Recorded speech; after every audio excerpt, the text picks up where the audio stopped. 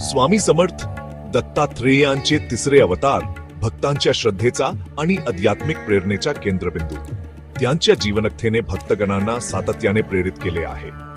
स्वामी समर्थांचे प्रारंभिक जीवन गूढच राहिले आहे, परंतु ते अक्कलकोट येथे स्थिरावल्यानंतर अनेक चमत्कारांनी आणि उपदेशांनी त्यांनी जनसामान्यांवर असीम प्रभाव पाडला.